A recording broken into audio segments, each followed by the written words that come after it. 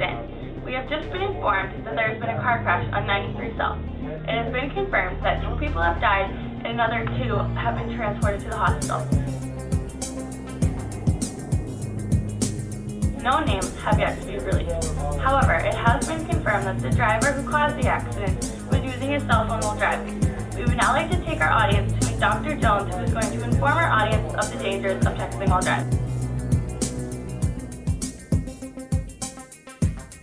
Hello, Dr. Jones. Each year we are seeing a dramatic increase in the number of accidents related to texting while driving. Can you please tell us how dangerous it is to actually use your cell phone while you are driving? Hello, Ashley.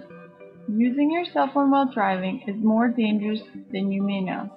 This is due to the fact that driving itself requires an extreme amount of brain power. It actually takes your mind off of driving because you're focusing on something else.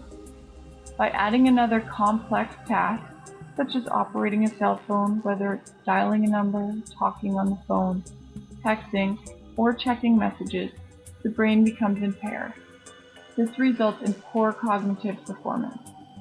Because both tasks require such a high demand in attention, the brain is forced into a form of inattention blindness, causing the driver to not even notice information directly in front of them, such as stop signs, brake lights, cars turning, or even switching lanes.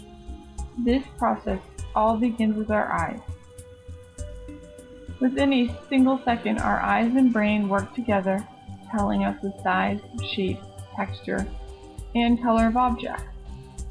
While driving, it is important that focus be primarily on driving, because we rely on our eyesight to process what is happening in front of us. So if need be, we are able to take the proper precautions of driving. Wow, that is all very interesting. Can you please explain to our audience how your brain and your eyes work together with what you are seeing? Of course. It all starts with our eyes. Our visual system allows us to take in the information from our surrounding environment. Rays of light enter the eye through the cornea. The light rays pass through the transparent lens, which changes shape to fine focus images. The light continues through a fluid-filled chamber known as the vitreous humor. The light then shines an upside-down image in the back of the eye onto the retina. The retina is made up of millions of light receptors called rods and cones. Nerve fibers from the rods and cones connect to the retinal cells to the fibers that form the optic nerve. Through this nerve is where the image is transmitted to the brain, known as the occipital lobe, and the specific region within the brain is called the visual cortex.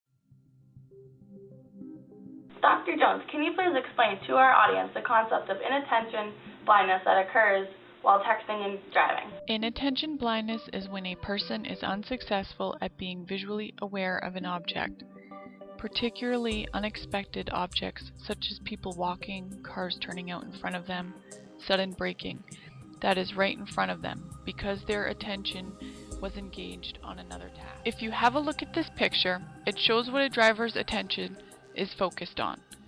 You'll notice that the view is focused straight ahead with a wide range open to visual processing. The driver is constantly scanning the environment around them in order to be able to react appropriately, especially with unexpected objects.